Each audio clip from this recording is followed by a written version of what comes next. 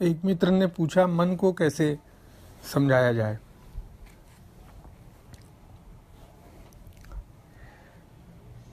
इस पे बहुत वार्ता हो चुकी है समूह पे, संयम की, अभ्यास की, समझाने की। अब एक छोटी सी कथा सुनाऊंगा जो शायद पहले मैंने लिखी भी हो समूह पे, क्योंकि ये उदाहरण मैं अक्सर देता रहता हूँ।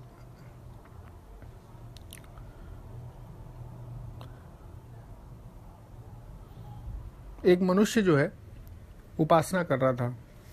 उसकी उपासना को देख के एक भूत जो है वहां प्रकट हो गया। भूत ने उसको बोला कि तुम क्या चाहते हो। व्यक्ति ने जो अपनी इच्छा थी वो बताई। भूत ने उसकी इच्छा पूरी कर दी और फिर बोला कि मुझे काम बताओ।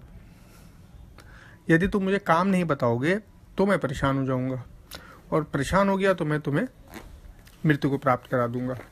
तो मुझे काम बताओ। अब वो मनुष्य भूत को जो काम बतला रहा था वो तुरंत कर देता था, फिर आके खड़ा हो जाता था,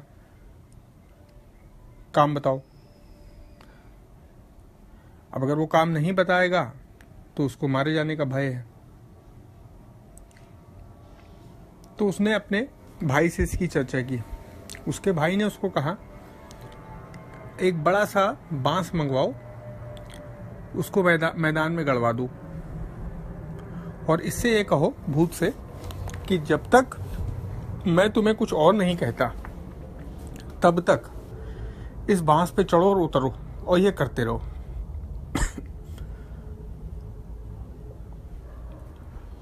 और उसने भूत को इसी काम पे लगा दिया। तो जब हम विश्व में उलझे रहते हैं ना, तो मन भी हमारा एक भूत है। हमारे साथ भी एक भूत लगा हुआ है, और यह भूत निकम्मा नहीं रह सकता। यह मन जो है निकम्मा नहीं रह सकता, कुछ ना कुछ करता ही रहेगा। इसको कोई स्थायी कार्य दे दो, बांस पे चढ़ने उतरने का।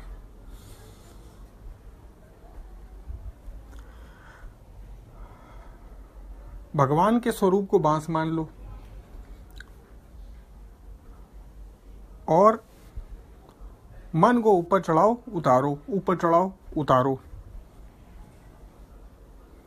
भगवान के चरणों से लेकर मस्तक तक और मस्तक से लेकर चरणों तक बार बार चिंतन करोगे तो यही उसका मन का बांस पर चढ़ना और उतरना हो गया।